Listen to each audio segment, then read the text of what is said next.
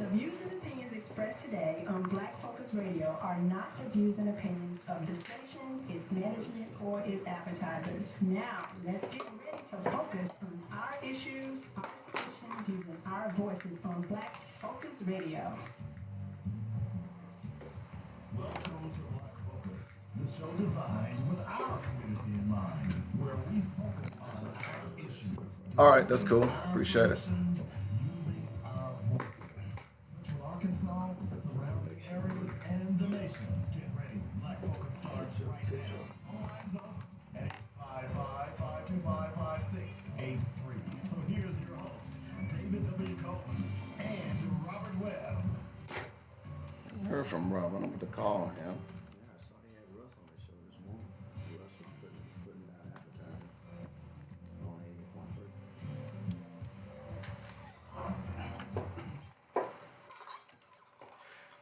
80.3. All right, welcome to the show. It's the Tuesday edition of Black Focus Radio. Our issues, our solutions, our voices. 855-525-5683 is the number. That's how you get in touch with us. Rozelle, good show, by the way. Enjoyed it. We're going to follow up a little bit on what Rozelle was talking about, along with some other things. As I said, you can call me up at 855-525-5683. What's up, Russ? Appreciate you joining me.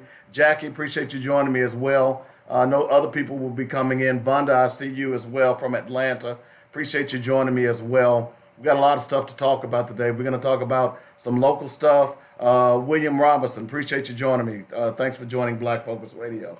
Do me a favor, folks. Go out and spread the word about the show today, if you don't mind. If you could do that today. Also, in a few moments, I'm going to be posting the YouTube link as well. We have started a YouTube channel. As a matter of fact, we've always had the YouTube channel. I used it for a while. I stopped using it, and now I'm using it again.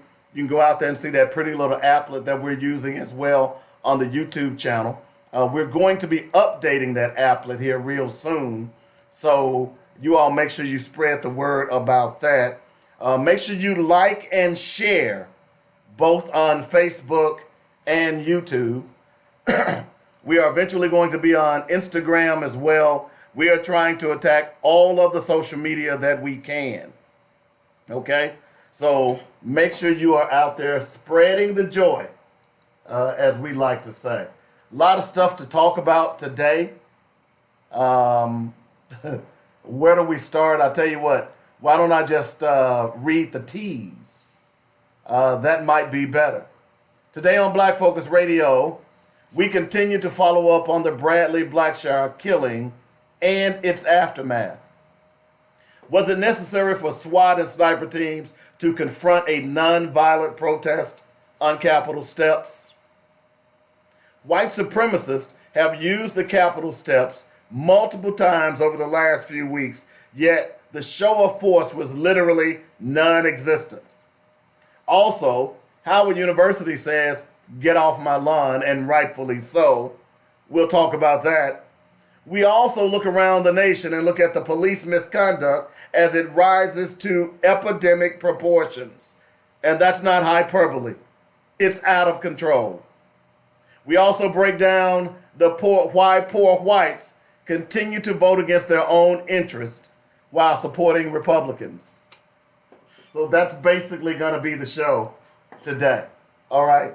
So hold on to your horses, because we got a lot of stuff to talk about. Now, in the second hour, we're going to break down, we'll talk about the why you vote against your own interest. There's a lot of dynamics that go into that, and I'm going to include some of what I think is the problem, okay? And we've got some audio, so go out to joinedradio.com and download the Join Ed Radio app so you can get the full effect of the audio that we're going to play from two different sources. One is by Michael Eric Dyson.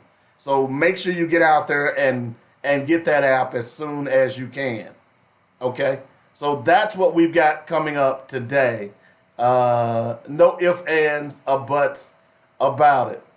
And of course, your president is still acting a damn fool. Okay? Oh, I got to read what Wendell Pierce has in store for the radio station in New Orleans. That ought to be interesting as well. So yeah, your president is telling people to break the law for him again. We're going to talk about this impeachment thing. I'm gonna throw my 2 cents in on that because at some point, if we are for the rule of law, then we need to be for the rule of law. And it shouldn't matter whether or not you're Democrat or Republican. And that's really the bottom line on that. So we'll talk about that today as well. Man, it's just so much stuff. But right now, what I need to do is do Black Facts. Dynamic Black Facts. Our culture, our history, our people.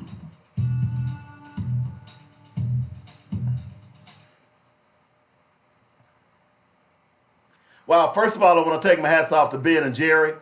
You know, Ben and Jerry said being silent about the murder of innocent black people means you're complicit about the murder of innocent black people. That's Ben and Jerry's ice cream. I went out and bought a half a gallon of that last night. You should too, all right? Because he's exactly right. We'll get into that a little bit later on as well. So I'm trying to decide what I want to do for my Black Fact today. There are so many. Man, I tell you, Easter was ripe with them, but I just kind of left that one alone.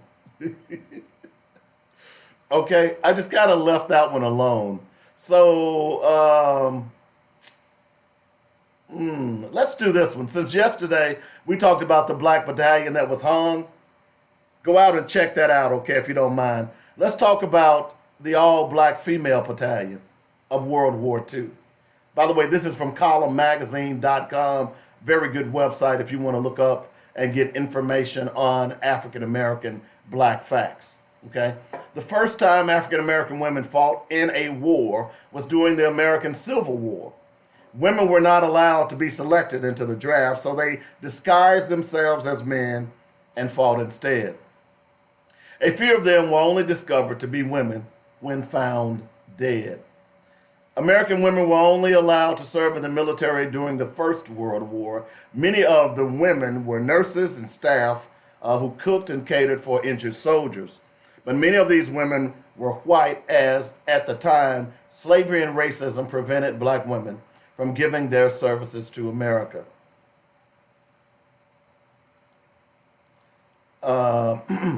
So after that, I'm waiting for the computer to catch up. Okay, here we go. The success of the information of the all-black female battalion was thanks to Mary McLeod Bethune, an African-American civil rights activist who at the time appealed to the then First Lady of America, Eleanor Roosevelt, to create more meaningful roles for black women in the Army to help balance out the shortage of soldiers. Mary's appeal gained the attention of the First Lady, who then helped the military create a space for an all-black female group to work in the war in Europe. Women were recruited and trained until May 1942, when the Women's Auxiliary Army Corps was formed, and women of all races were allowed to serve in the war officially. Soon after, in July 1942, through the hard work and dedication, women were given full benefits in the military, and the word auxiliary was removed from their name. The Corps became known as the Women's Army Corps. The military trained women of all races in all divisions and sections of the Army for preparation for war. In 1945, history was made when the first all-black female battalion in the world was sent from the U.S. to serve in parts of Europe during the Second World War. Known as the 6888 Central Postal Directory Battalion, the all-black female battalion of Women's Army Corps were sent to parts of France and England to contribute to solving problems that the Second World War brought with it. With the main task of clearing several years of abandoned and backlogged mail in Europe, the 6888 Central Postal Directory Battalion were trained and sent off to help with managing the postal service in Europe. They set off for Europe on February 3rd, 1945, and arrived in France on February 14th, where they were quickly taken to Birmingham, England. The battalion sent to Europe was made up of 855 women who served under the command of Major Charity Williams. Their motto was "No male, no morale," and they were popularly known as the 688. Between 1945 and 46, the majority of the women worked under the male service, while others served as cooks, mechanics, nurse assistants, and other roles when necessary. They worked under dangerous and risky conditions in abandoned and infested aircraft and offices throughout the war. For their hard work, they were honored with the European African Middle Eastern Campaign Medal, the Good Conduct Medal, and the World War II Victory Medal while they were still offering their service. Ladies and gentlemen, I want you to holler at the Sisters of the 688 Central Postal Directory Battalion. And that's our Black Fact of the day. Listening to Black Focus Radio for more dynamic Black facts, our culture, our history, our people on joynetradio.com. And as always, you can sponsor our Black Facts. Look, as I've told you over and over again, Black people have contributed their minds, their bodies, and souls to this country. And this is why reparations are so important. It's because those women in the 688 who went to Europe, who went to France and London to serve, when they came back to America, they were treated as second-class citizens. Those black men who not only in Red Tails, but who fought in the infantry and on the ground, who went and fought in Europe to free white people, to free the French, to free Britain, to free Australia, and all of the other European countries. When these black men came back to America, they were treated as second-class citizens. In fact, many of them were killed. Some of them were hung. We talk about Elaine. Those were soldiers. Those were black soldiers who decided to take up arms and protect their property. Yet they were killed. Those were soldiers in 1921 who came back to Houston, who wanted to protect their community, and they were killed. Those were soldiers in Tulsa, Oklahoma, during a race riot, who had served in World War I, who were not going to be ran off of their property. Yet they were hung and they were killed. And you tell me that we don't deserve reparations. You tell me that we don't deserve anything from this country, who has treated the most loyal minority the worst of all minorities. That's a problem. So I want to take my hats off to all the black men and women who served in this military, from the Revolutionary War all the way up through Afghanistan, Iraq, yet they come home to America and they're treated like second-class citizens. And you think we don't deserve reparations? Then you're a damn fool. 855-525-5683 is the number. We got a lot of stuff to talk about. We started off and we spent a lot of the show yesterday talking about the Bradley BlackShire situation, which is abominable. As we know by now, Charles Starks is not going to be charged for murder. Now, as I told you yesterday, that I am not surprised. I am not surprised. Because as you look across this country, for whatever reasons, police have become a section group who can commit crimes, who can do whatever they want to do and not suffer any consequences. Oh, let me take that back. White police officers can do that. Okay? Because clearly black police officers can't. We're about to see that played out in real time with the case in Minnesota. We're about to see that played out in real time. Remember, we talked about it yesterday, that officer who said he was in fear of his life, he's been charged with murder. He's been charged with manslaughter. So if they can't convict him on murder, they'll convict him on a lesser charge of manslaughter. Why is it that he cannot claim fear of my life, but white police officers can? So we're going to get to see this played off in real time. Real time. Not in some lab, not in some storybook, but in real time. So over the weekend, what concerned me is that we had white supremacists over the last few weeks marching on the Capitol. Okay? They were marching on the Capitol. Now, whether you know it or not, I live in the Capitol View neighborhood. Okay? In fact, I can sit on my deck and see the Capitol. I drive by the Capitol every day. So I know what goes on up there, because when it's a crowd, I know that I've got to go another way or the streets are blocked off. Okay? I hear you, LaTanya. But here's the problem. When they had the white supremacist marches, I purposely drove down the Woodlawn, which is the street in front of the Capitol. They didn't have SWAT teams out there. They didn't have people, they didn't have snipers on the roof. In fact, I was really surprised on one of those white terrorist supremacist marches. I was surprised that it was hardly anybody up there. That included the marchers, the so-called white supremacists. They didn't have snipers on the roof. They didn't have a big bus, a paddy wagon. I don't recall them closing the Capitol, but then it was over the weekend, so maybe it was already closed. So I have to ask the question, because, you know, that's what we do here on Black Focus Radio, is ask the questions the local media refuses to ask, that no one wants to ask, but you think in it.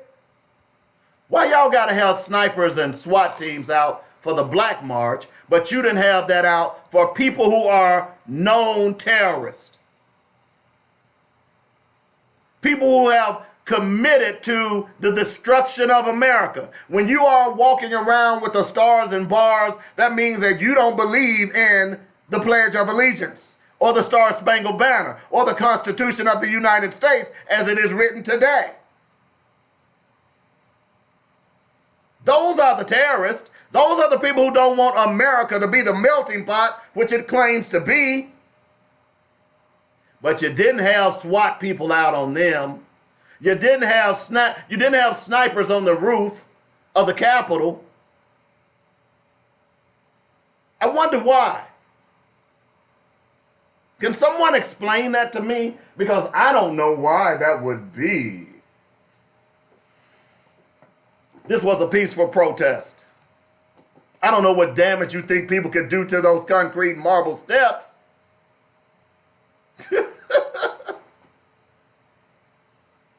And then, of course, you wouldn't even let state representatives go into the building.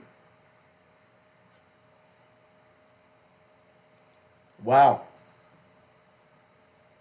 So here's the problem here. And here's what's going on in Arkansas right now. It's ran by Republicans. And later on in the show, I'm going to ask the question, why do poor white people continue to support Republicans? Because clearly they're not for your best interest. Clearly the Republican Party is not even for the rule of law. They don't care about the rule of law. They're not interested in the rule of law. They are interested in the law as it pertains to them, how they can circumvent it. We've seen it across the country. We've seen it in state house after state house. We see it in the White House with the president telling legislators and staff people to ignore subpoenas.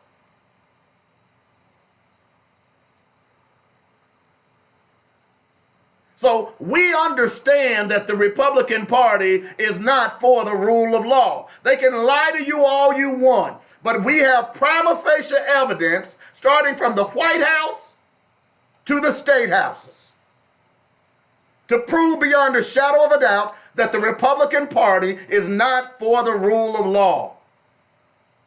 It's to make the law the way they want it. And there are some interesting questions as to why they want that like that we'll delve into a little later on in the show. But you bring out snipers and you bring out SWAT teams, you bring out multiple police for a peaceful protest. And I wondered, were you hoping you would shoot someone? I mean, were you hoping that one of your snipers would take out another black? I'm wondering why the show of force. And I'm wondering why the governor felt like it was necessary to have that show of force. It's peculiar to me. And when I saw the videos of what was going on, when they started showing the videos of the guys in the bird's nest on the Capitol, on either end, I was stunned. In fact, I was angry. Man, if this ain't the 1960s all over again, I don't know what's happening. If you are a leader or a so-called black leader in this city, that should have offended you. Even if you didn't go to that rally, even if you didn't support Rizal Aaron, even if you don't agree with the situation with Bradley BlackShire, the fact that they would have snipers on that building should offend you. But you know what? It doesn't, because Little Rock doesn't have black leaders. It should be natural that when there's a protest going on for the human rights and dignity of individuals, regardless of their race, black preachers should show up en masse, but they do not. There were more white preachers there at the event on Monday than black preachers. Where were y'all?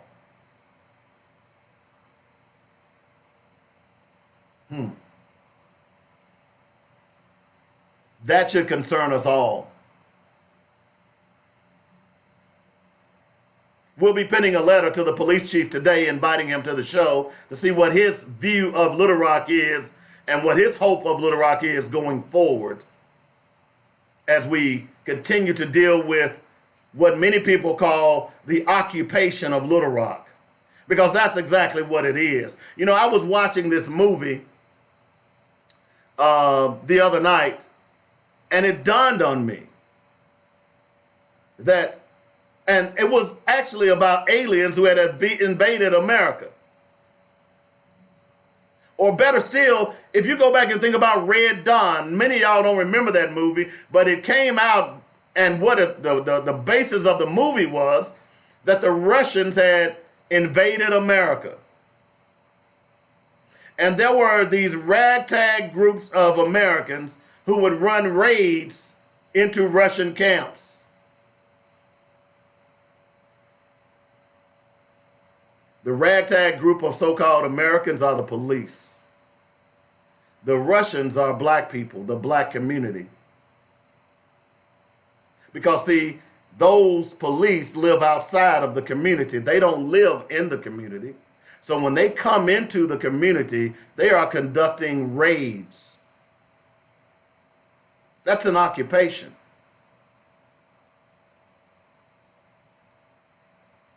Think about that. So I'd like to know. We had the previous chief on. We're going to get him on. I've just been busy. By the way, if you know someone who'd like to be an intern who can help me out, I'd really appreciate it. I could use it.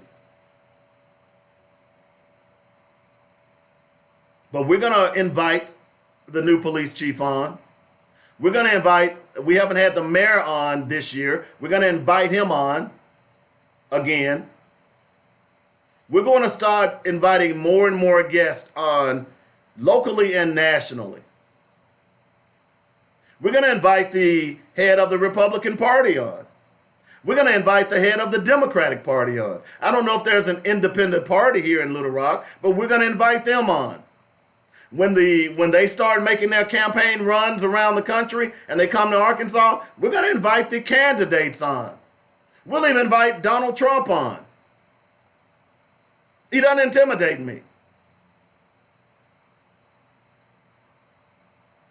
But here's what we're not going to allow. We're not going to allow the double standard that exists in the law to be talked about on this show. We're going to make sure that it's pointed out. And the double standard that we saw yesterday as it relates to the response of the police department and the Capitol Police was abhorrent. You didn't do that look, we just celebrated the Oklahoma City bombing. Let me not say celebrated, commemorated. Okay? We just did. Those were white supremacists. April 19th, 1995, the Murrah Federal Building was bombed by two white men, Terry Nichols and Timothy McVeigh. They were so-called patriots. Yet you did not bring out the show of force for your white supremacists that you did on yesterday for peaceful black protesters. Now, could it be, because in one of the other questions that I want to ask the police chief, the new chief, is that has there been any investigations in the backgrounds of your police officers as it relates to white supremacists? Now, he might ask, now, why is that question relevant? Well, we know as of a recent report that 5,000 to 8,000 white supremacists have made their homes in central and northern Arkansas. Many of the police that are on the police department are not living in Little Rock. Has there been an investigation, a re-background check, if there's such a thing, to see if your police officers are participating in that negative behavior? Because it's being exposed all over the country. But see, Timothy McVeigh and Terry Nichols were white supremacists. We can't have our country the way we want it. We'll teach the federal government, look, these guys are running around with Nazi flags. They're running around with creating their own countries and their own flags, their own symbology. They've hijacked the OK symbol to mean white power. These are the people that were on the Capitol steps. In fact, I think over the last month and a half to 2 months, there have been 3 different white supremacist rallies on the Capitol steps. And as I drove by there on those various Saturdays, there was no snipers on the roofs. There was no SWAT teams. There was no massive show of force the way it was the other day. And that tells me that they were ready to kill some black folks. They were just waiting on the prompting. And that's unfortunate. And unfortunate that the governor, when we had the white supremacist rallies, the governor said nothing. When the report came out that 5,000 to 8,000 white supremacists had made their home in Arkansas, the governor has said nothing. In fact, many of those white supremacists live in the county from which he hails. Now, I'm not saying the governor is a white supremacist, but man, don't you think if you grew up in a county like Berryville or wherever it is up in northwest Arkansas, you know some of your homeboys that's practicing white supremacy? You know, Arkansas is not that big of a state. And when you grow up in a little country town, you know everything about everybody. And don't you think the governor knows that some of those folks up in his hometown are white supremacists? If the governor was concerned about the whole state of Arkansas, wouldn't he have issued a statement when that report first came out? Wouldn't he have issued a statement when 3 times, not 1 time, but 3 times, that there were rallies on the state capitol, the house in which he resides? He said nothing. But then, too, I also have to remember that it's this governor who is attacking the Little Rock School District, which is predominantly black. It was this governor, at the behest of the Little Rock Chamber of Commerce and white business owners, to attack the Little Rock School District, because it's the 3rd largest budget in America. And those white folks certainly didn't want black folks controlling that budget. It is this governor who came up with some fake reason to take over the school system and pretend that it was for the betterment. Yet since it's been under government control, it has been getting worse.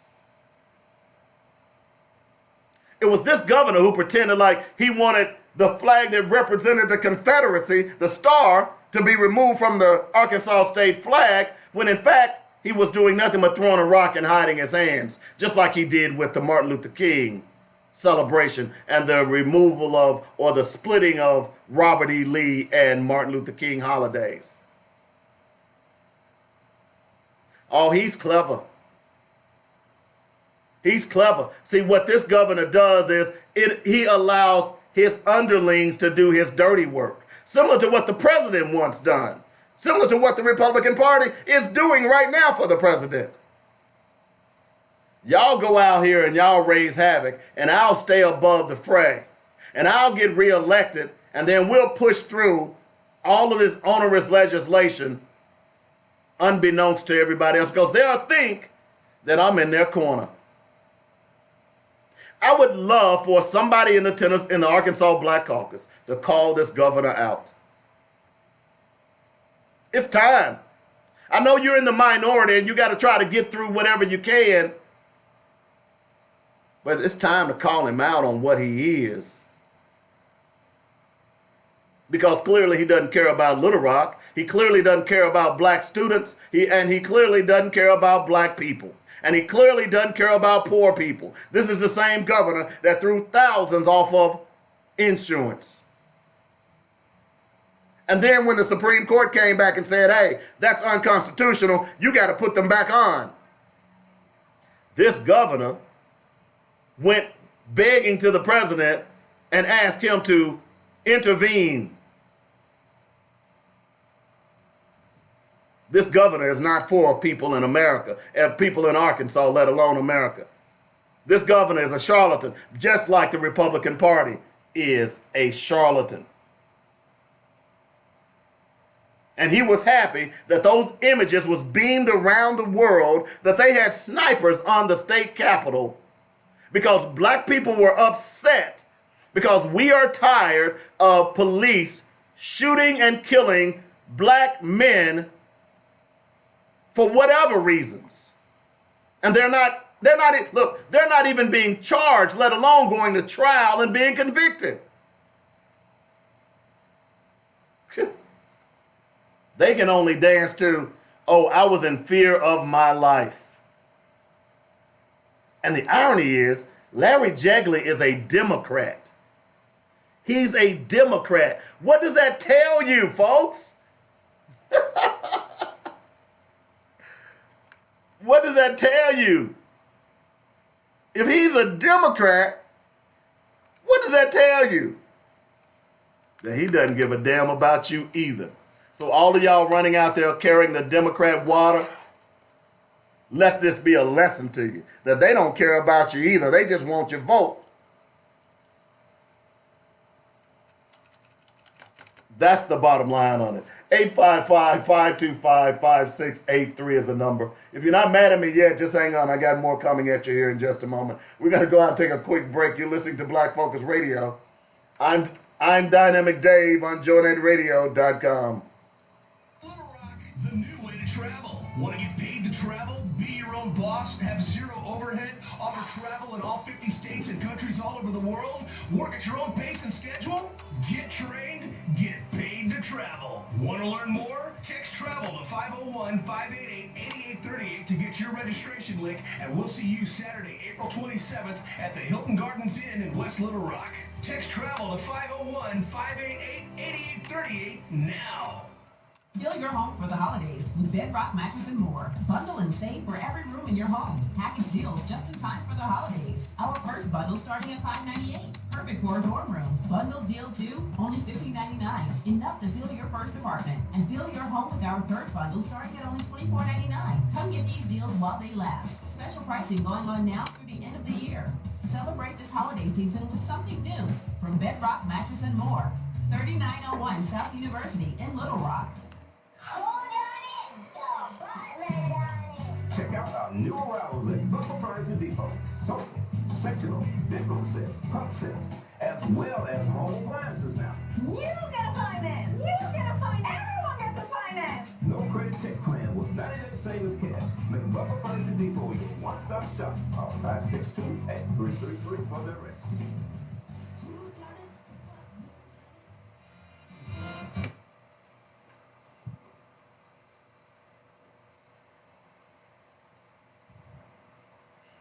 All right, welcome back to Black Focus Radio. David Coleman here. Thanks for everybody joining me today. No ifs, ands, or buts about it. You can go to the watch party. I'm on YouTube. We are now going to start restreaming our YouTube channel. We'll also do it for the weekly sports magazine as well. So appreciate all the help on that. Just to go out, let's see here. Jackie says about the show of force. They were waiting for us to show out so they would have a reason to open fire and say it was justified. It definitely offended me for all of the security to be there for a peaceful rally, but not there any other times, and to deny the senators, just sad. Just get scared now. That's one of the listeners. Man, I'm telling you, y'all need to go get strapped up, bro. Do it legally, but you need to get strapped up, because I fear that this is going to get worse before it gets better. When it gets to a point where this country is allowing white supremacists to walk around openly and brag about them being white supremacists, and there is no shame. Now, part of that we understand that it's led from the White House, but decent people ought to be at least, there should be some offense to it. You know what? Let me give you an example. I don't like the fact that young black brothers walk around with their pants hanging off of them. And although I don't confront every one of them that I meet, that I talk to, every now and then I'll see one it's just outrageous. And you know what I'll do? I'll say, brother, I know you're trying to be in style, but that just ain't working. I'll say something like that. Now, what's my point? At what point do white people begin to tell other white people that, hey, your bigotry and racism, we've had enough. We're tired of it. This is not going to do this country any good whatsoever, your bigotry and your racism. But they, for whatever reasons, do not. It continues to move forward. It continues to get worse. It's to a point now when something happens as it relates to white supremacists in this country, I'm not surprised anymore. Sometimes you used to kind of shake your head and say, what? Are they serious? No, I can't believe that. But now, it's par for the course. And that's dangerous, because here's what white supremacists don't understand. And this is why I keep telling people, black people, to get strapped. White supremacists don't understand, because see, you were taught the same history that we were taught. And what you weren't taught about some of the truths that took place in history. I was talking to some young brothers the other day, and I told them that, look, don't think that black people didn't fight back. Don't think that there were plantations where the masses were killed by their slaves, because they were. There was a concerted effort by the white establishment during that time period to make sure that when there was an uprising, that it never got out. They never talked about it because they knew at that time white slave owners were in the minority as it relates to people. If word would have gotten out that slaves were having an uprising, just by sheer number, white people would have been overran. They would have been overran. So they never talked about the multiple uprisings that actually took place because there were many of them. Many of them. You understand that, right? So white people were taught the same history that we were taught, that all the slaves were docile. There have been even lies where in Louisiana, they were even saying that slaves enjoyed slavery. They loved being slaves. Yeah, I love you raping my wife and my daughter and my son. I love you castrating my other children and my best friend. Oh yeah, we love that. Those were the lies that were told to us and white people. Those were the lies. And then when they look at history and they see that black people, all they did was march. All they did was sing songs. They didn't fight back. So many of the white people today are living in a fantasy world. They think that black people are not going to fight back. They think that black people are just simply going to march and sing songs and pray to a white Jesus. But you all are so wrong. And what I'm trying to impress upon my white friends or people who are on my page is that we are not our grandparents. Let me say that again. I did not raise my children to be their grandparents or great-grandparents. I simply did not. I am not my grandparents or my parent who lived through that. My mother, who is 93 years old, who lived through Jim Crow and the segregated South, who had to catch the bus to go up in the Heights in Little Rock to cook for white women. I am not my mother or my grandparents. And you all have got to understand that black people are not going to sit around and simply let you co-opt and make fake laws so that you can continue to rule over them. I'm not. So I'm telling everybody, if you are black, go get legal. Get you not one gun, but multiple weapons.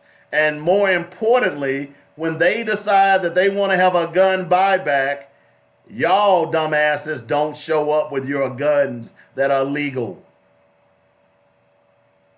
You all understand that, right? I hope you do. Because there are white people running around out here right now who seems to believe that that's going to be okay. All we got to do is turn back the clock. They ain't going to fight back. They're not going to do that. Think about this. And this is written, and I pulled this off of Facebook. This is written by a guy named Chris Silber from Los Angeles. He's a white guy. Here's what he says. Let me get this straight, America.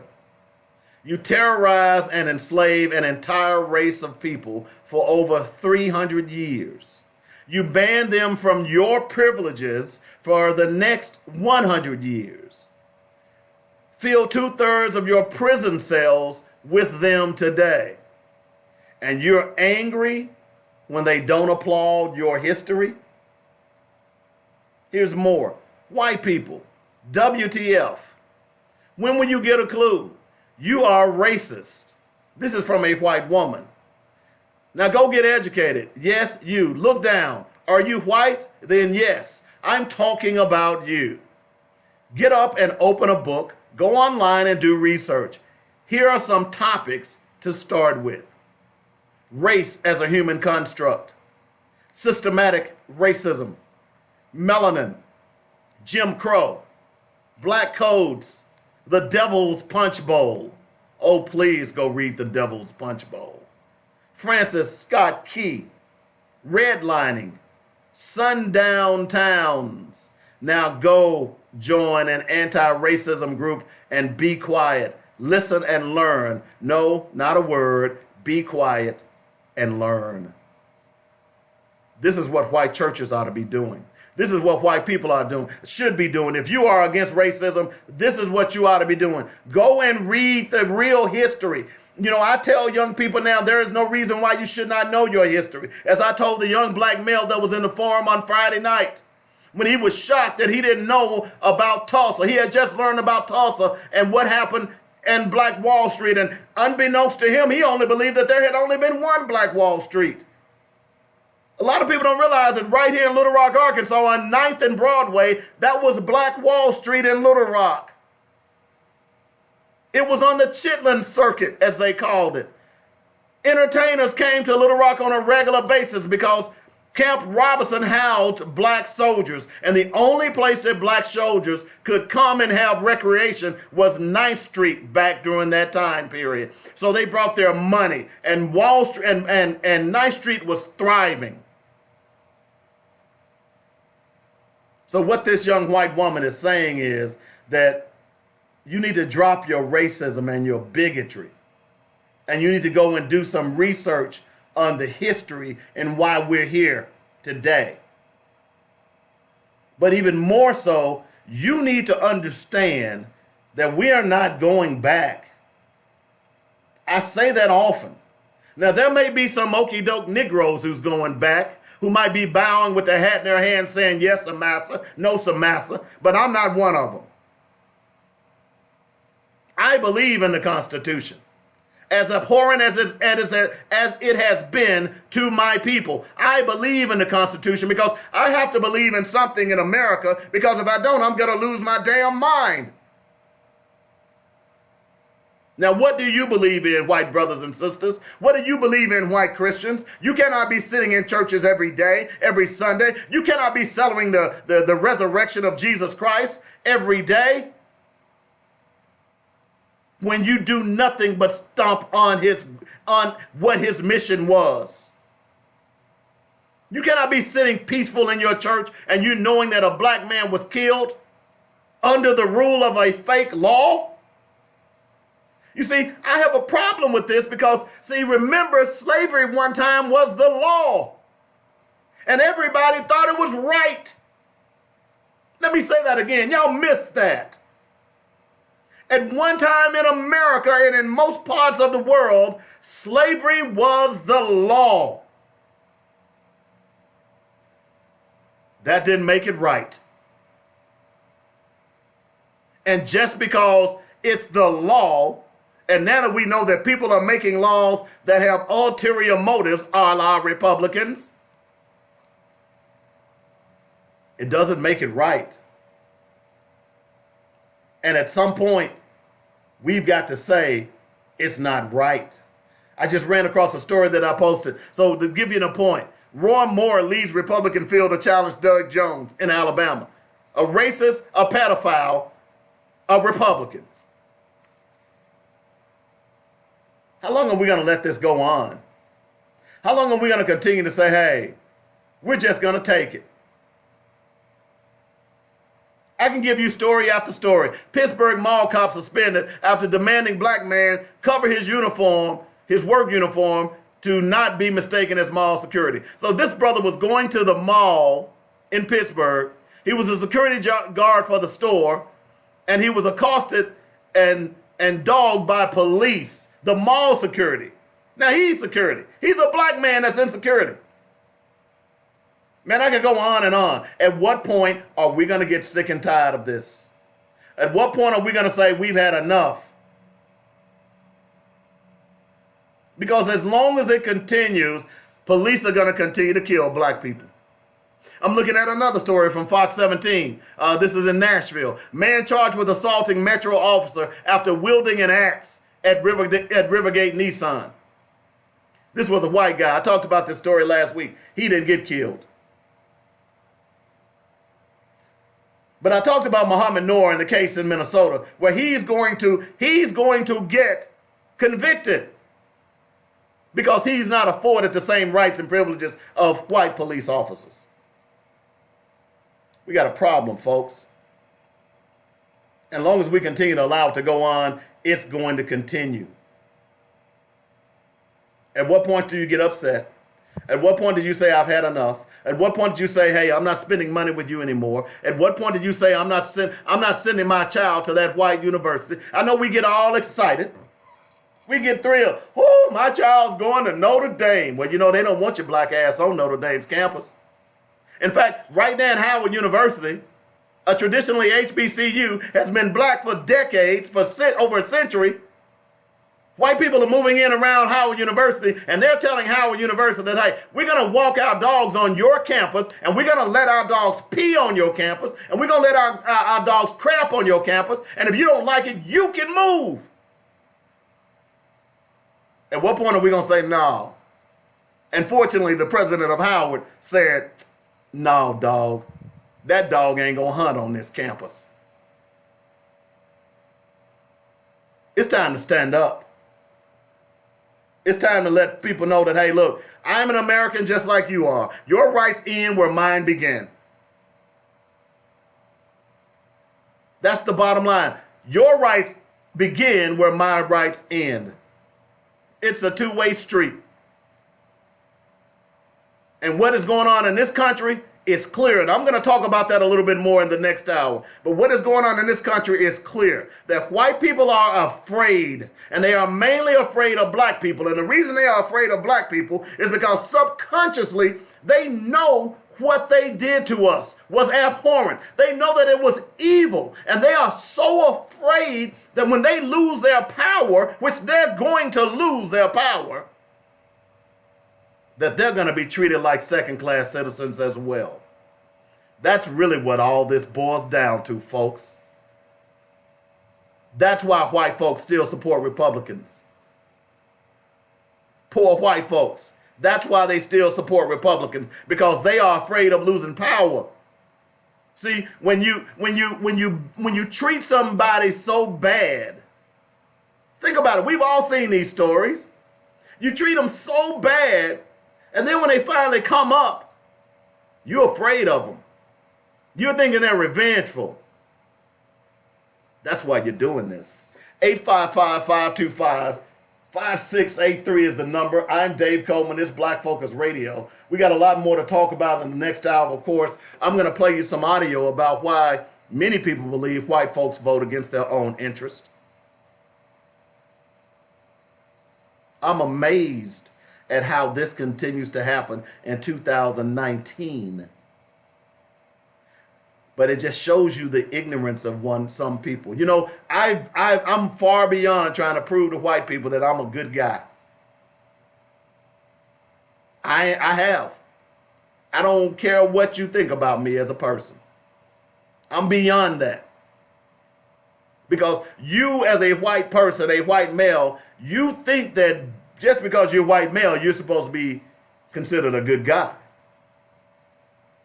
And you always want to say, well, I want to judge, we're judging that race based on their history. What if we judge you based on your history? Your history is far more terrible than my history. Where do you want to start? What city in America do you want to start? White people, white male. What city? What county? What state? What nation? What continent? Your history is, your evil history dwarfs in comparison to anything black people could have done on this earth. And not only that, we can point out individuals like Hitler, like the Catholic Church, like Mussolini. It goes on and on. See, your fear is that the world will turn on you. I'm going to tell you something, and this is going to blow your mind. I am not surprised that the Trump administration was in bed with the Russians. I'm not surprised. Now, I've never said this before, but here's why I'm saying this. I'm going to say this, and we're going to take a break. We'll be back in a moment. Here's why. Because Russians, at the end of the day, are white. And if you read some of the literature of some of these white supremacists, they will tell you that they don't mind cozying up to the communists because they look at it as they will see each other unequal based on race as opposed to political ideologies. Woo! Y'all get that, right? Back in a moment.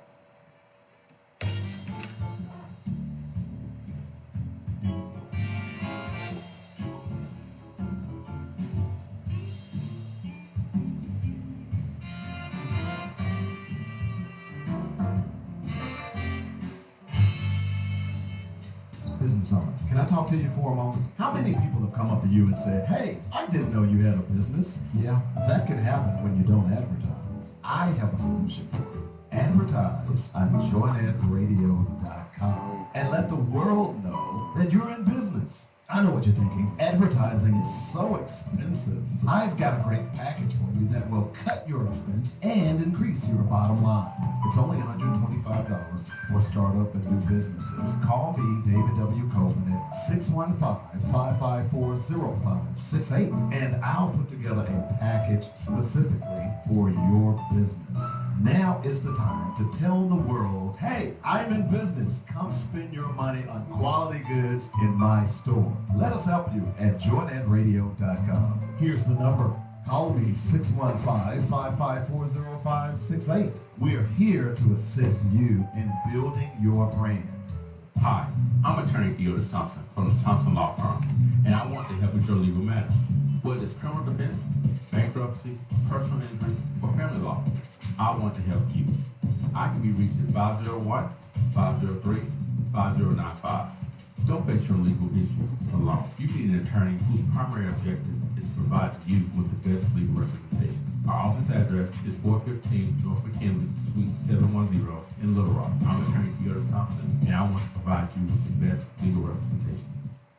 I'm so glad I found a Kick Above. It's like my very own personal training studio. A Kick Above removed the guesswork and intimidation and offered me a very supportive and structured environment specific to my personal goals. Kim Leverett and her certified personal trainers even offered nutritional guidelines for my personal workout. It's about me at a Kick Above. Call 501-868-8850 or go to akickabove.com. Now, what am I wearing tonight? Thanks to a Kick Above, I look marvelous.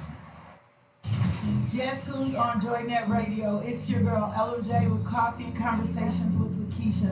Coffee and Conversations with Lakeisha is an interactive online daily devotional that rightly divides the Word of God. It's Kingdom, baby. Join us Monday through Friday at 5 a.m. Central Standard Time. Remember, that's weekday mornings, 5 a.m. at joynetradio.com.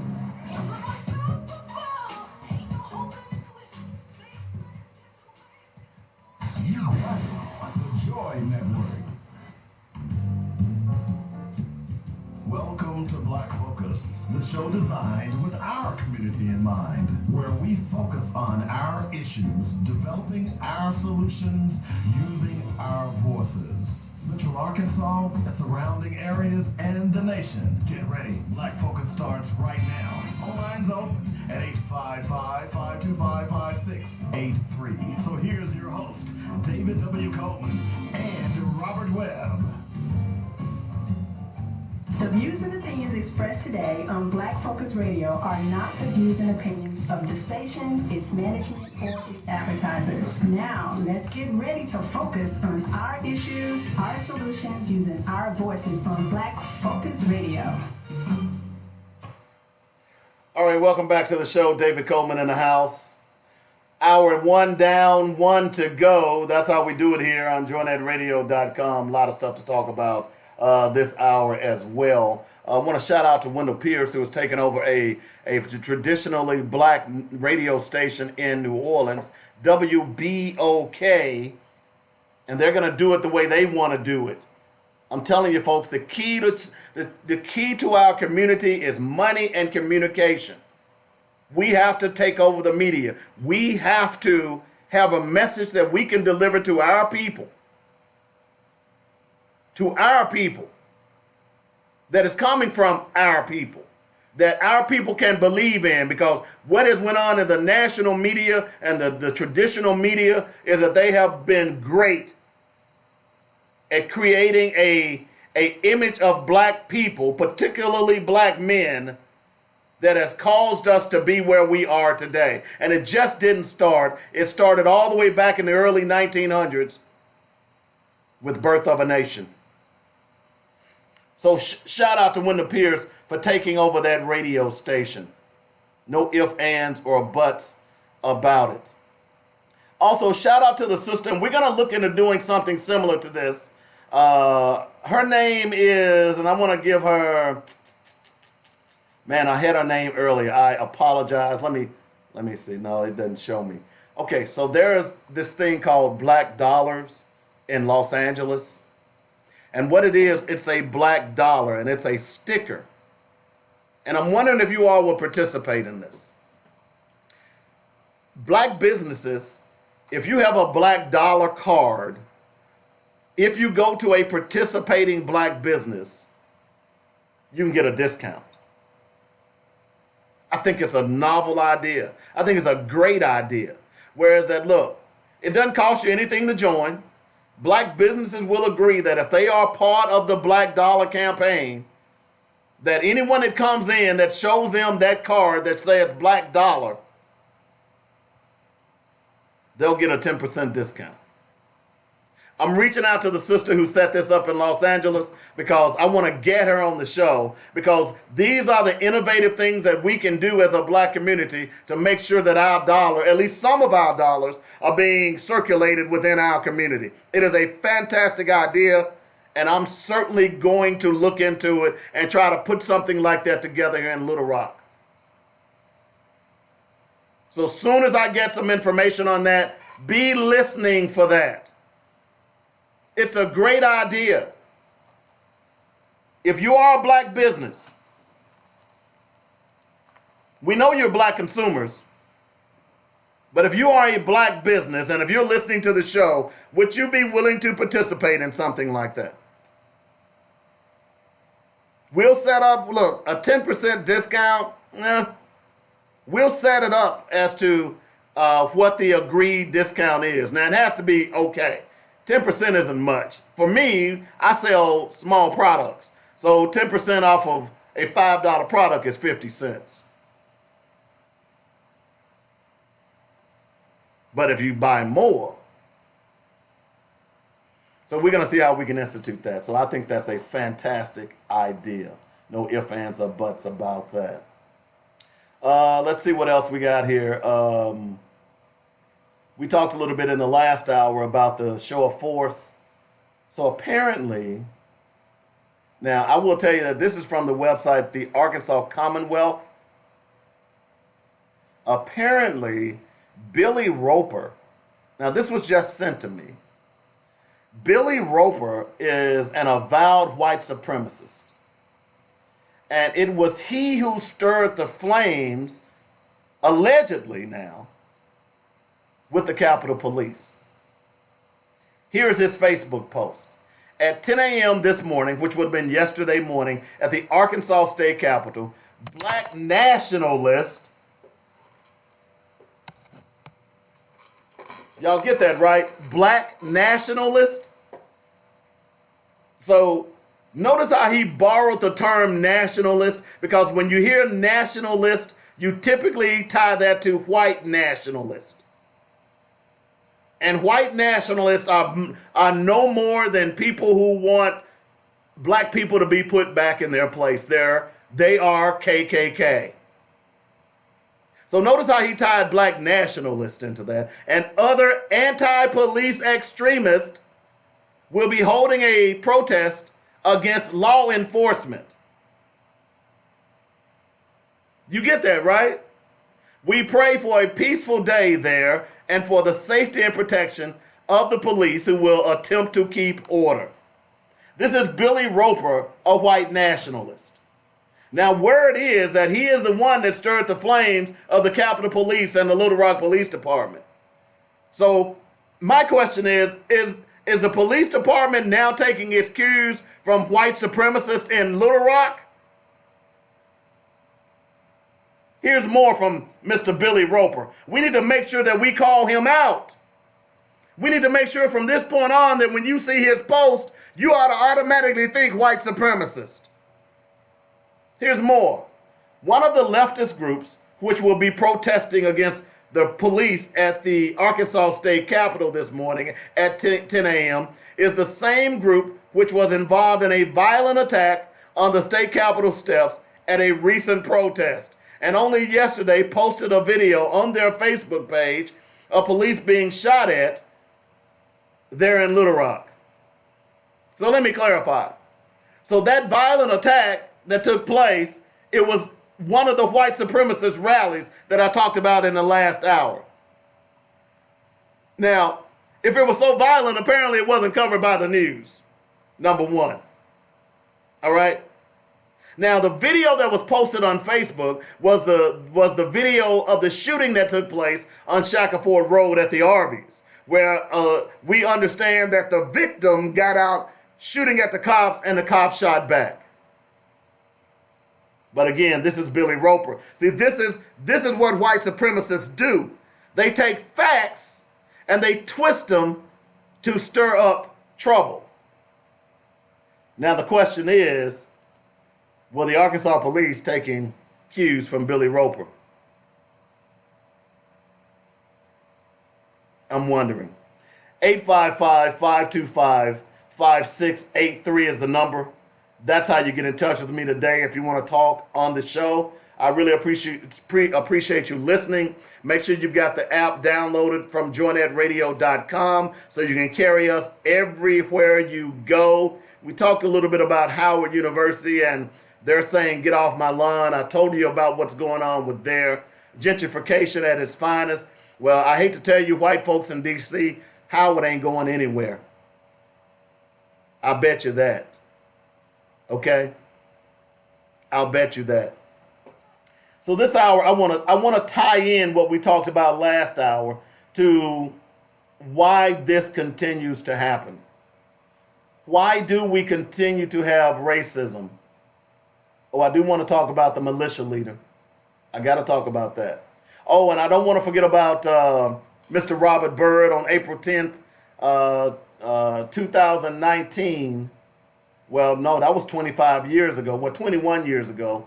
Two white supremacists strapped a black man to the back of their pickup truck and dragged him down the street until he was decapitated. One of those racists is going to be executed. That happened to James Byrd Jr. in Jasper, Texas in 1998. I remember this story. I was so angry.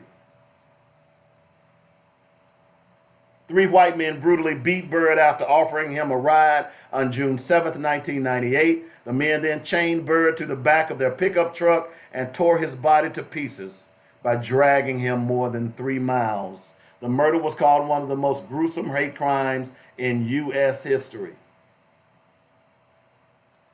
According to Byrd's sister, Melinda Washington, hate has not gone away. Every week in the news, we are reminded of that. And I am not for the death penalty, but in some cases, it's pretty obvious, and these guys need to fry. And we'll be glad when it happens. No ifs, ands, or buts about it. You all heard the story of the border militia in New Mexico that was holding illegal immigrants hostage. So now they have been arrested by the FBI, and word is that these guys planned See, this is why we need to take this serious. This is why the FBI needs to take this serious. This is why law enforcement, those who are good law enforcement people, should take this serious. I want to read this story to you, a few graphs. It's entitled, New Mexico Border Militia Leader Allegedly Said Group Planned to Assassinate Obama and Clinton. The border militia leader who was arrested in New Mexico over the weekend on weapons charges allegedly said that his far-right group was training to kill prominent Democratic figures because of their support of Antifa. According to an arrest warrant for Larry Mitchell Hopkins, witnesses told authorities that he'd said the United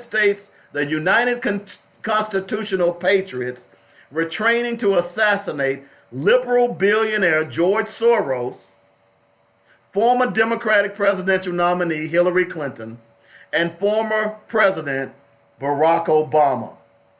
Now, as I read this story, this brings me to the mayor of Little Rock getting security. But let me finish this story. The 69-year-old and his armed militia, who spreads conspiracy theories and searches for asylum seekers on the border, have been accused of illegally detaining immigrants or migrants. Hopkins was arrested Saturday on charges of possessing firearms and ammunition as a convicted felon. The Las Cruces, New Mexico News, the Las Cruces Sun News reports he could face 3 years probation and a $250,000 fine. Witnesses told authorities on October 2017 that the group had its base at Hopkins' residence, was supported by approximately 20 members, and was armed with AK-47 rifles and other firearms. During the search of his property, the FBI found 10 guns in Hopkins' office, which he claimed were owned by Faye Sanders Murphy, his common-law wife. Hopkins told authorities there were 2 more guns in his bedroom, a shotgun and a handgun, and another handgun in his kitchen. All told, the FBI seized 9 guns from Hopkins' resident home as evidence, including shotguns and long guns. So here's a guy that was plotting to kill Obama and Hillary Clinton. Now, I mentioned that there are a lot of people in the city that are upset that the mayor has gotten protection. So maybe you weren't listening to the first part of the show. Maybe you didn't read some of the racist messages that this mayor got when he was running for mayor. Maybe you didn't see or delve into the underlying racism against this mayor when he was running for mayor. Maybe you didn't, because some of you all might want to call this mayor a sellout to the establishment, but at the end of the day, he might be a sellout to the establishment, but you know what? In some of these folks' eyeballs, he's still a nigger. And they don't want him being mayor of Little Rock. And given the fact that this state has recently acquired 5,000 to 8,000 white supremacists, and we don't know where they are. I'm sure there are some in Little Rock. Given the fact that this city is out and out racist. Now you say, well, Dave, how can you say that? Well, look at its policies. You can tell what a city cares about in how they spend their money. And they're not spending their money on black folks. Not in this city. They're destroying the schools. South of 630, they're not doing nothing as far as economic and community development south of 630. This city is racist. You look at the policies that black board members try to get passed at the board of directors, they are shot down every time by a majority white board. This city is racist. So I don't have a problem with the mayor getting specified security. I know some of you all do. I don't. And you know what? I'm going to tell you like this, folks. That is irrelevant. That is minutia. That is water under the bridge. It means nothing. If he ends up getting killed, first thing some of y'all are going to say is, well, why didn't he have security? I don't have a problem with it at all. Now, there are some things I do have a problem with this mayor. This trying to hire another 100 police officers. I got a problem with that. If, in fact, you're not going to put in extensive background checks, if you're not going to put in some type of criteria where they need to live inside of the Little Rock area, I got a problem with that. We don't need another 100 white cops running around the city of Little Rock looking at it as an occupation. We don't need that.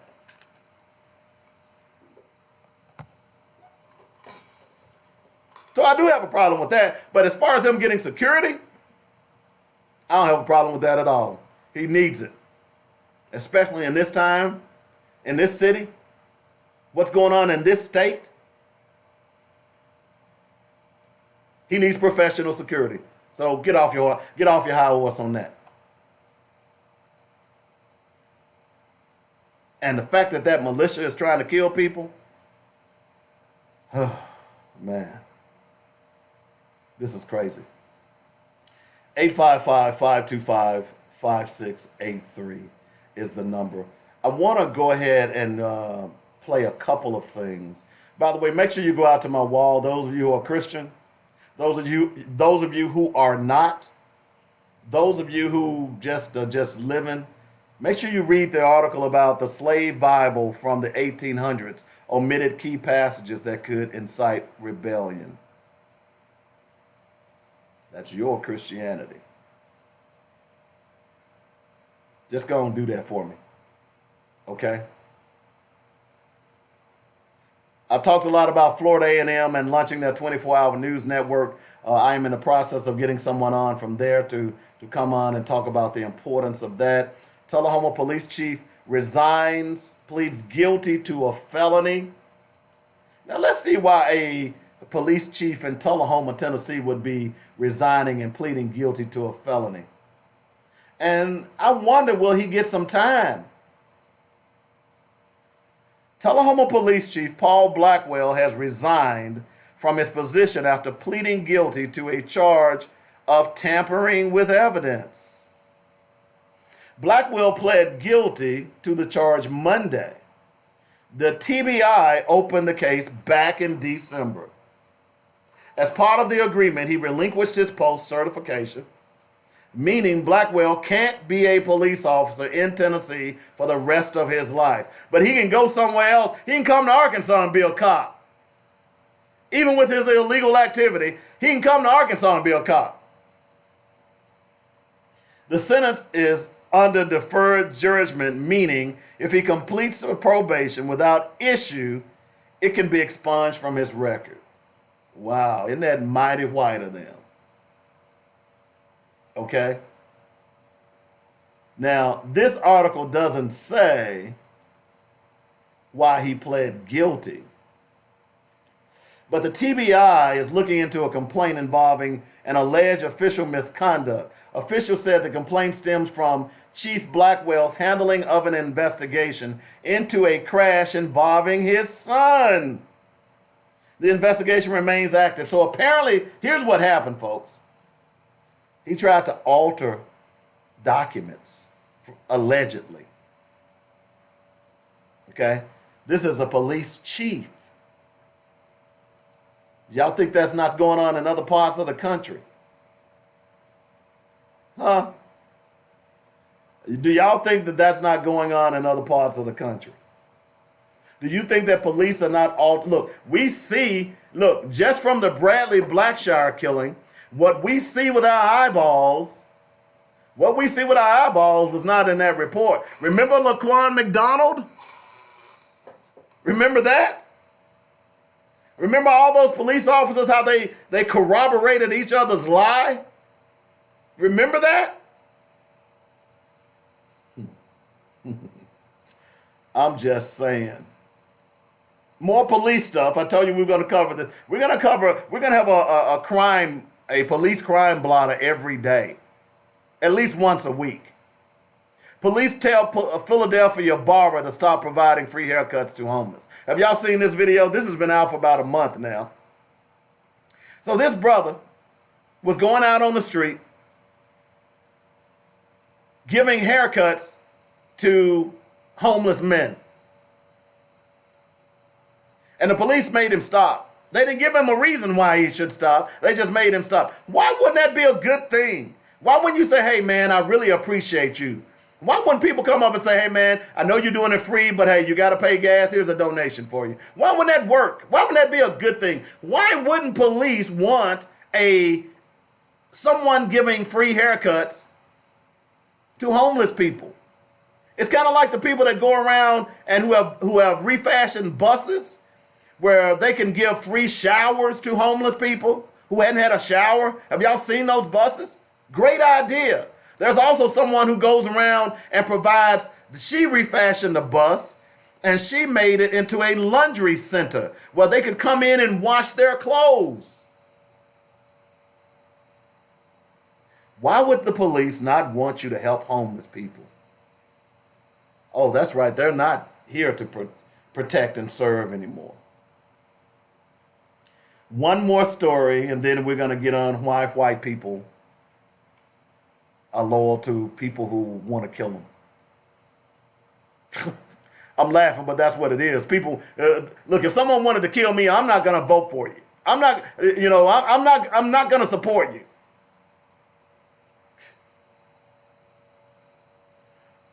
Oh, man, gosh. Have you heard this story? Cop falsely arrested man, then lied on paperwork, but DA hasn't done anything about it. So let me just encapsulate this story for you, okay? A Department of Sanitation worker, Darrell Williams, was falsely arrested. And let me just read a couple of graphs for you. An NYPD officer falsely arrested a black financial planner. A black financial planner on pickpocketing charges, then lied in a complaint about what a witness said. So here's the deal. Let me give you the officer's name, Xavier Gonzalez.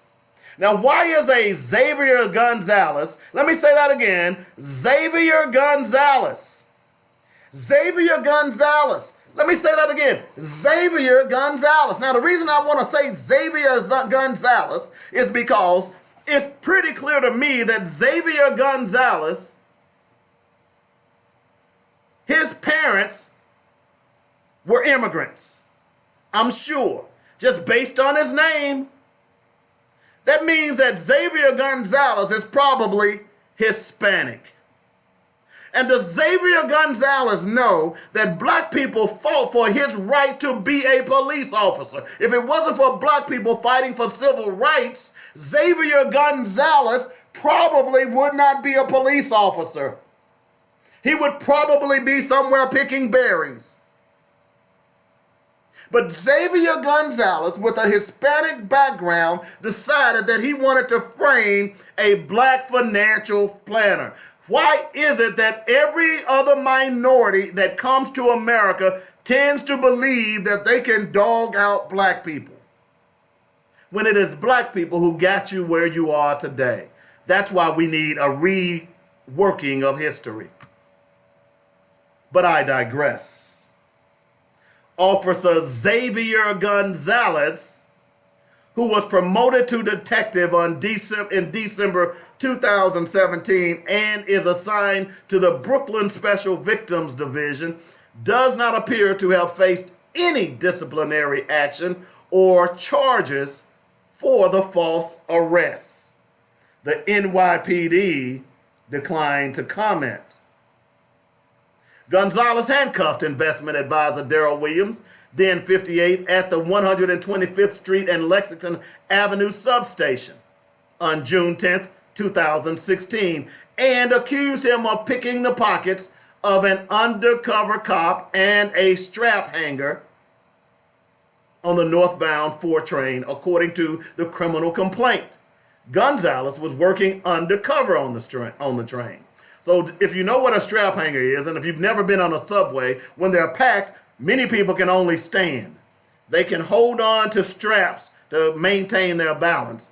That's what a strap hanger is, okay? Williams, on his way to meet a client, was dressed in a suit with a briefcase in one hand and his cell phone in the other. So y'all get this, right? The brother is a financial planner.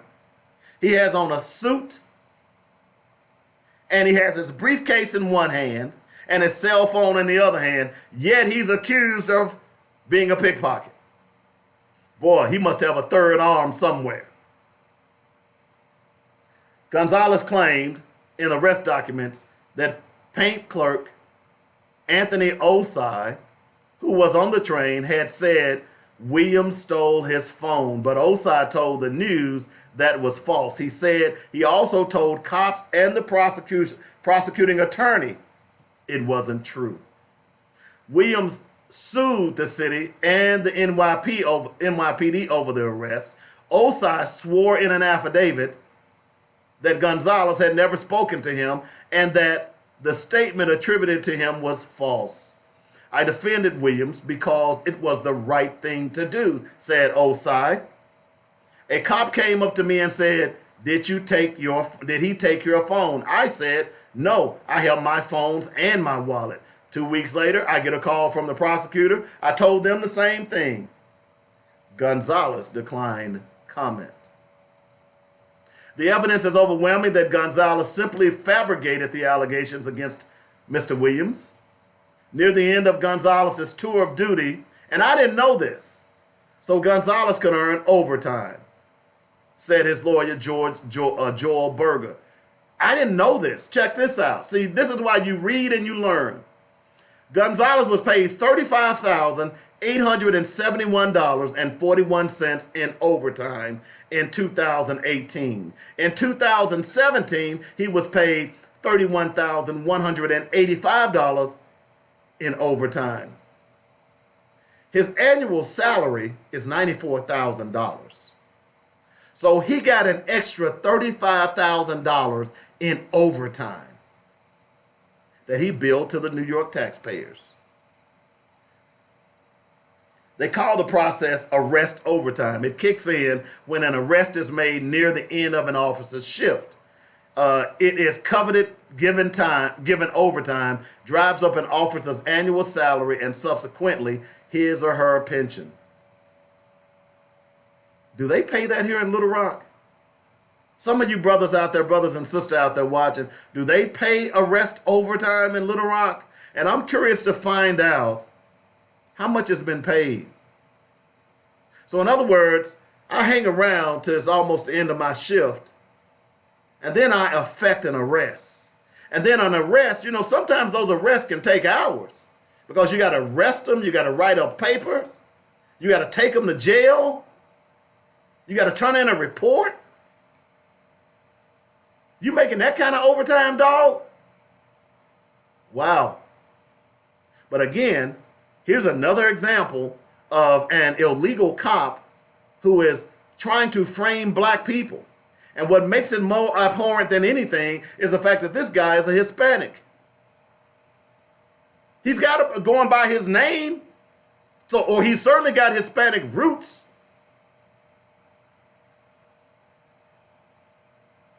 Wow.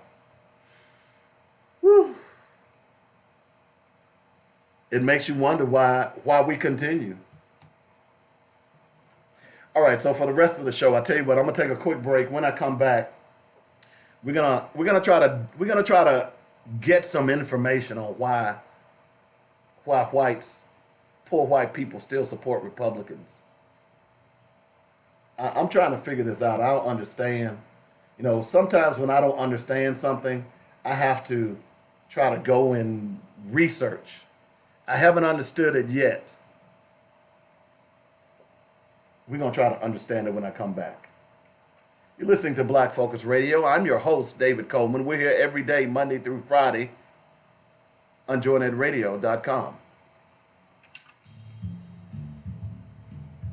It's coming to Little Rock, the new way to travel. Want to get paid to travel? Be your own boss? Have zero overhead? Offer travel in all 50 states and countries all over the world? Work at your own pace and schedule? Get trained? Get paid to travel. Want to learn more? Text travel to 501-588-88 8838 to get your registration link, and we'll see you Saturday, April 27th at the Hilton Gardens Inn in West Little Rock. Text travel to 501-588-8838 now. Fill your home for the holidays with Bedrock Mattress and More. Bundle and save for every room in your home. Package deals just in time for the holidays. Our first bundle starting at $5.98. Perfect for a dorm room. Bundle deal 2, only $15.99. Enough to fill your first apartment. And fill your home with our third bundle starting at only $24.99. Come get these deals while they last. Special pricing going on now through the end of the year. Celebrate this holiday season with something new from Bedrock Mattress and More. 3901 South University in Little Rock. Check out our new arrivals at Butler Furniture Depot. Sofas, sectional, bedroom sets, pump sets, as well as home appliances now. You get a finance. You get a finance. Everyone gets a finance. No credit check plan with 90-day savings cash. Make Butler Furniture Depot your one-stop shop. Call 562-8333 for the rest.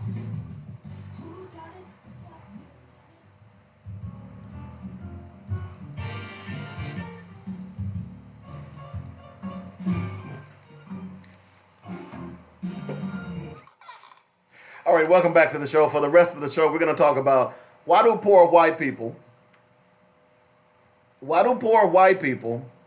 support a party that doesn't have their best interest at heart?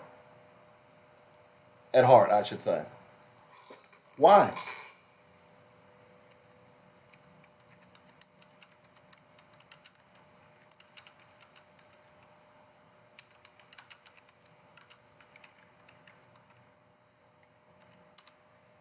All right, I needed to pull up something. I'm just going to see. I'm doing some impromptu research real fast. Welcome back to the show, Black Focus Radio, our issues, our solutions, our voices.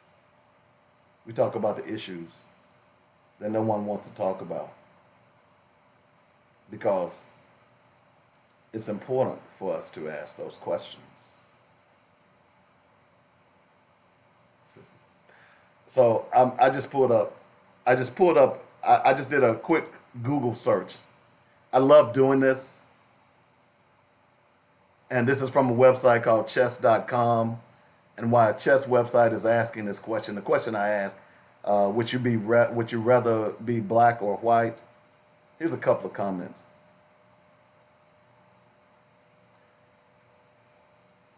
I prefer to be white because white goes first. That's a subliminal message. Y'all get that right. White pieces have the advantage in moving first. Everybody, I think, would rather be white. I've heard a lot of masters say that too. Okay. Here's another one that says, yes, I heard that black has a slight disadvantage since they move second. This is on a chess website. Now, what they're talking about, I play chess. I know exactly what they're talking about. But it just goes to show you that even some of the games that we play are steeped in racism. Hello, whites have a slight advantage. So if I have a choice, I will always pick white. Now, I'm certainly using these comments for my purposes, but to prove the point, let me give you another game that is based on race. The game of pool. We've talked about that before. Dr. Frances Cress Welsing in her book, The ISIS Papers, breaks it down tremendously when you look at the game of pool. When it is the white ball, which is the dominant of all the balls, believe it or not. It is used, the white ball is used to attack or destroy all the other colors on the table. Now, let me be clear. Now, the table is usually green. The green represents the earth. The colors of the balls represents the various races on the planet. And the final game or the final straw comes down to the white ball, a confrontation with the black ball. And in order to win, you must knock the black ball, which is the dominant race in the world, off the table. Yeah, our games are steeped in racism. Black against white. So why am I asking that question? Well, because I ran across a couple of videos and I can't understand. I've told you all about Owsley County, Kentucky, which is the poorest, if not one of the poorest counties in the world. In the world, not just in America, but in the world. Okay? That is Owsley County, Kentucky. That group votes Republican 98% of the time. When under Obama, many of those people in that county were able to go to a doctor for the first time because of the affordable health care. Many of those people were able to go to a dentist for the first time because of the affordable health care. But they voted against. In fact, Kentucky was one of the first states to adopt the affordable health care under their then governor, who was a Democrat. They surreptitiously voted him out and voted in a guy who is the current governor, I believe his name is Bevins, who said that I'm going to take your health care. I'm talking about the people in Owsley County, who is in one of the poorest counties in the world, voted for a governor, a Republican governor, who told them that, hey, I know you're enjoying that medication that you have never gotten before. I know you're enjoying going to the doctors and getting your foot fixed or your back fixed or whatever you need fixed. But when you vote me in governor, I'm going to take your health care. And you know what those people in Owsley County did? They voted for Governor Bevin, a Republican. And what did he do once he got in office? He began to take their health care. So I don't understand. It boggles my mind to try to figure out, how is it that you can vote for someone who is against you? So I just happened, because this has been a question on my mind for quite some time, I just happened this morning to run across a couple of videos. We're going to try to answer that question here. Well, we're not going to answer that question. But either way, I'm going to go ahead and try. So let me play the first video for you. Here we go. State in America, which is also the most conservative state in our union. So why is Mississippi so conservative? Well, in the heart of the Bible Belt, we believe in family. We believe in Adam and Eve, not Adam and Steve. Whoever gets elected needs to be family orientated. God should come into his mind in everything that he does. You never liked the president, did you? Never. I never will. Why not? One thing, his name is Obama. This is America. Our president should be American, not Muslim. I don't even like it. When I see him on TV, I turn it off. I don't like it. Is it because it's black? No, just not because he's black, but he's a half-breed. He's black too, but he's a half-breed. Yes, I'm a little prejudiced. Are you? You don't like black people? Not much. Why not? No problem. What is this? Where are we? We're in the state of Mississippi. I don't care for the government. They don't show me anything. You get food stamps. Yeah, but I think I deserve food stamps. I have no employment. I hate Obamacare. I think it's retarded and pointless. But a lot of people in Mississippi need health care. Yeah. Back when I was growing up, when my parents were growing up and my grandparents were growing up, they didn't have all that, and people still made it. And back then, people pulled their own weight. They didn't sit around waiting for everyone else to take care of them. So you don't care about the economy? No, just take care of yourself. You put guys back in the saddle, and all be okay. So something's not working here. That's Voting right. Republican hasn't worked for you. But it could. But it hasn't. It hasn't, but it could. Why is the poorest state the most conservative state? We would rather go broke and die hungry than to give up our moral beliefs. I feel like that voting God and voting faith is more important to me than voting for free money or voting for a handout. I'm going to stand up for what I believe in, even if I go broke doing it. We're not going to be pushed over. We lost the war. That's true. But we're not going to be pushed around. We're not going to back down from what we believe. And like the tag on the front of my truck says, the South will rise again. What you just said is one of the most insanely idiotic things I've ever heard. At no point in your rambling, incoherent response were you even close to anything that could be be considered a rational thought. Everyone in this room is now dumber for having listened to it. I award you no points, and may God have mercy on your soul. Okay, a simple wrong would have done just fine, but you remain... Now, I didn't play that piece for comic relief. Those were people in Mississippi. I wish you could see those people. You can go out on my wall and see the video yourself. Uneducated, white people, you know, and when he talks about his morals, he's talking about racism and bigotry. In fact, the guy who said that, he has a Confederate flag on the front of his truck. And it's amazing how these people talk about God, because it's pretty clear that they don't know who God is or was, and it's pretty clear that they don't understand that God, the God that they claim that they love, was actually a black person. A black person. In fact, all of the people in that Bible were black until the Greeks came along. All of them were black until the Greeks came along. Okay? So, again, pure ignorance. Oh, well, you need food. Well, we're going to do it like we used to do back in the old days. Really? Here's a different take.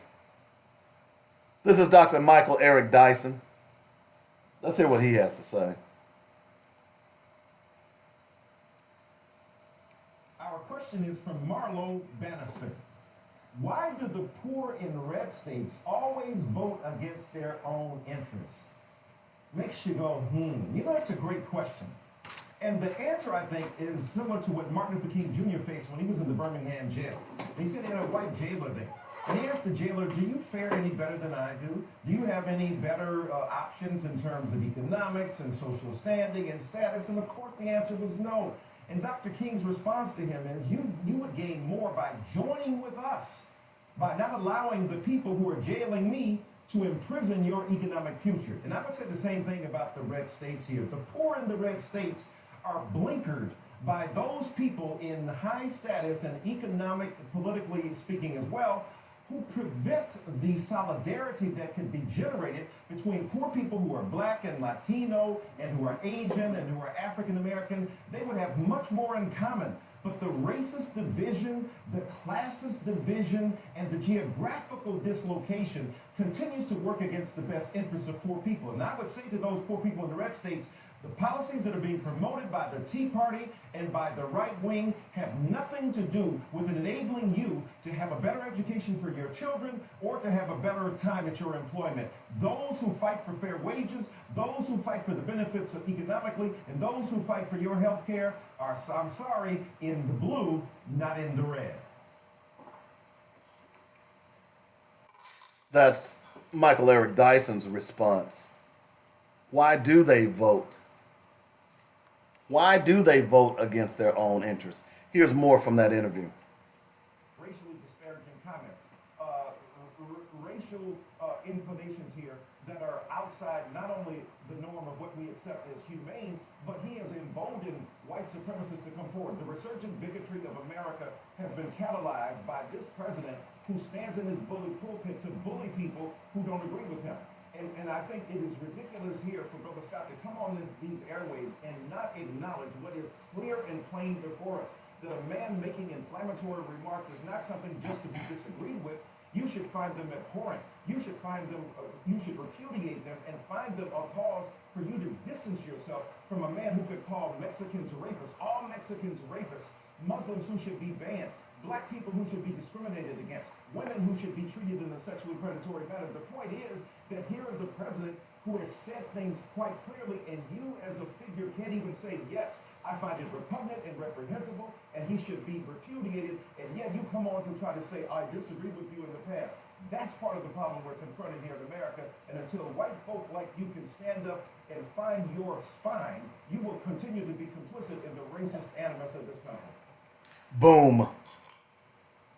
Dr. Michael Eric Dyson.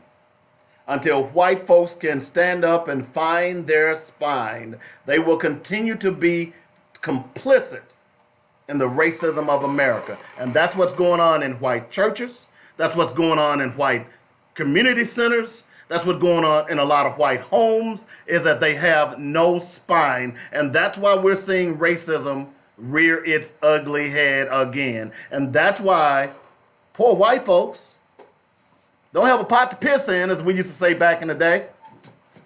They think they're better than the richest black guy. I've seen survey after survey where they've asked that question to white folks. And if you had an opportunity to change places with Michael Jordan, this one really stuck out to me, and I read this years ago. White guy said no. He said no. Even with all the money that Michael Jordan and all the fame and fortune that Michael Jordan has, he understands that Michael Jordan still has black skin in America. And because of that black skin, he understands that he will lose his privilege. You know, I love it when white men say, well, I don't have white privilege. I've worked hard. Yeah, you do have white privilege. And anytime you want to use it, you can, and you know it. I love it when you pretend. It's like the rich person who walks around in loafers, you know, raggedy jeans, and drives a beat up truck. Rich as I don't know what, but you couldn't tell it by what he's wearing. That's the same with white privilege. Is that, yeah, I got white privilege, but I don't really need it. That's the rich guy. I got plenty of money, but I don't really need it. I'll get it when I need it.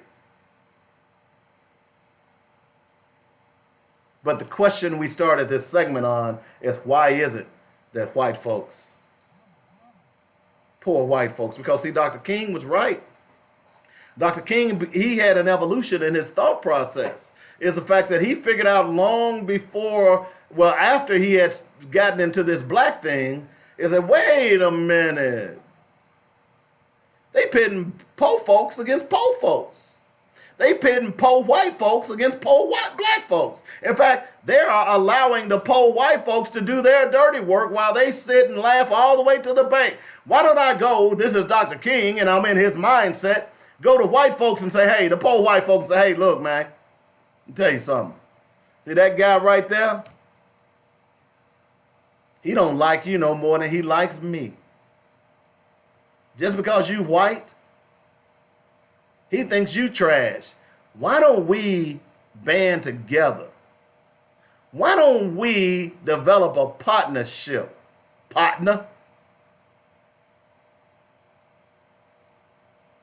But then they killed him.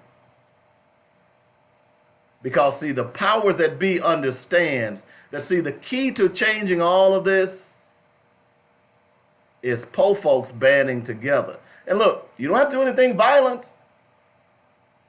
Just use your dollars. You understand what I'm saying, right? Just use your dollars. You don't have to do anything violent.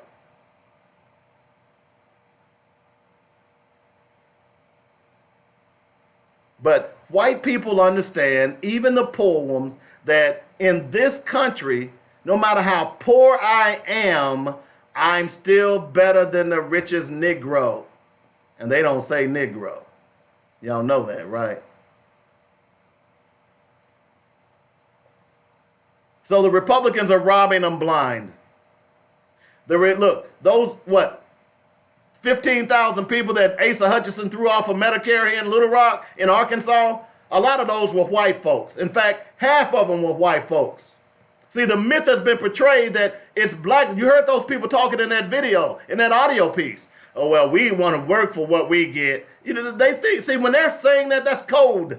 That's code. They're saying the niggers are getting welfare and they're getting everything free. That's what they're saying. That's not what comes out of their mouth, but that's what they mean.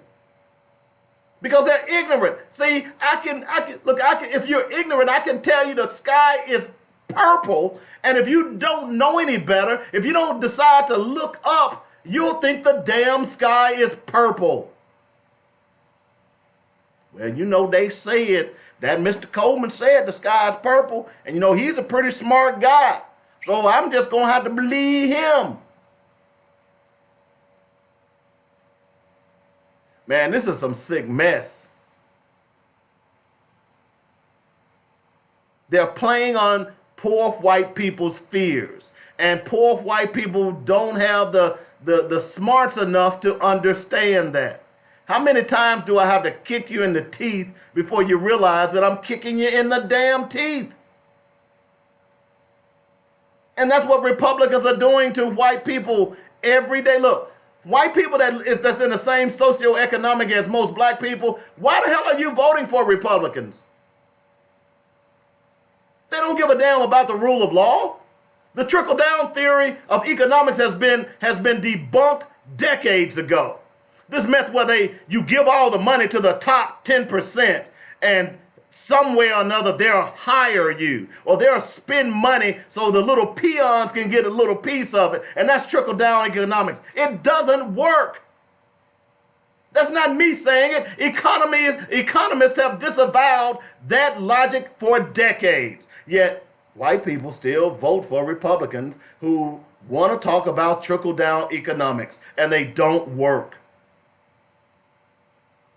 If they did, where's the middle class in America today? All of this trickle-down economics that we've been having under these Republican presidents, where is it?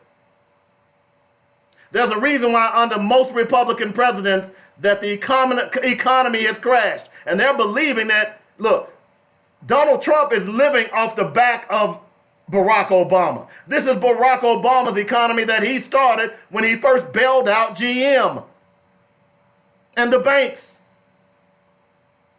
This is Barack Obama's economy. This is not Donald Trump's economy. And you know what? It's still not helping the masses. There is literally no middle class, and there is no black middle class at all anymore. What you have now is the working poor in America. And I don't understand how white poor people, that you're making 9 to 5, you're working 9 to 5, making minimum wage, and you're voting Republican. Oh, well, they for they're against abortion. Really? They're against you having a baby. They're against your child getting health care. That if you have that baby out of wedlock or have that baby and you're married, they want to make sure that you don't have health care. See, here's the sick irony behind it. And here's what people don't understand about all of this argument. Is that in 14 states in America, white people are dying faster than they are being born. That's leading to them becoming minorities.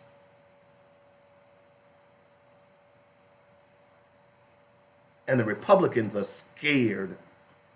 So they got to do everything they can to pit poor white guy against poor black guy. They got to make sure that poor white woman doesn't become friends with poor black woman. They don't want you living in the same neighborhoods because they don't want you going into each other's houses and understanding that, hey, you live just like I live. They don't want you going to school with one another because they don't want your kids comparing notes and say, hey, I got holes in my right shoe. And the white kid says, I got holes in my left shoe. And then all of a sudden they all have an epiphany and they say, hey, we're in the same damn boat. Why are we allowing them to manipulate us? Why are we allowing them to pit us against one another? Why are we allowing them to eat at the trough when we get nothing but slop? See, that's the key to saving America. The key to saving America is that the poor needs to wake up. We need to get out of this thing of saying, hey, look, I don't care. I ain't going to vote. It ain't going to matter at all. That's exactly what they want you to do. They want you to ignore the one means in which you can change the system, and that's by your vote. And when I say vote, that's a bilingual vote. Or I should say a by issues vote, which means that you're voting with your ballot and you're voting with your dollars. They do two different things, but they still affect change. But they want to keep you dumb, stupid, and ignorant while they stay in power, while they continue to laugh all the way to the bank. Do yourself a favor, and I'll tell you what, I'm going to try to remember tonight. I'm going to go out and pull up, and you can do it online yourself. Go out and pull up the amount of money that Paul Ryan had when he first joined Congress and find out how much he has now. Do the same for Mitch McConnell. In fact, do it for every politician that's in Congress right now, Democrats and Republicans. Why do you spend $2 million, $5 million to run for a job that's only gonna pay you $187,000 a year? Think about that. And the only way we can change this situation is poor black people and poor white people begin to understand that we're all in the same boat with a hole in it and we're sinking fast. And the only people that's going to be above water are rich Republicans and rich Democrats. Period. End of story.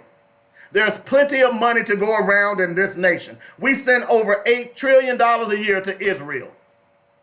They have free health care. They have free college for all of their citizens off of the backs of American taxpayers.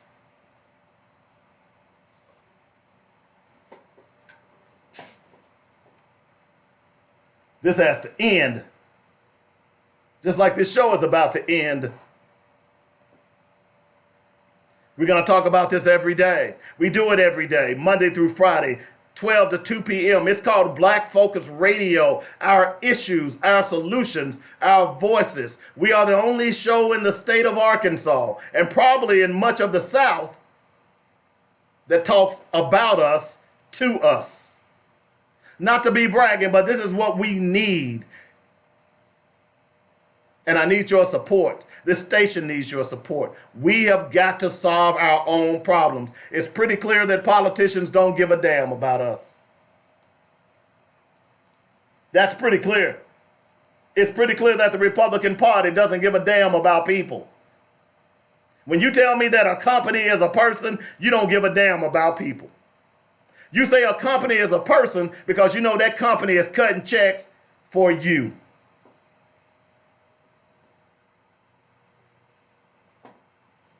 All right, we got to get out of here. We'll be back tomorrow. Just remember, brilliant minds discuss ideas, average minds discuss events, and small minds discuss people. Which do you possess? Y'all have a great day.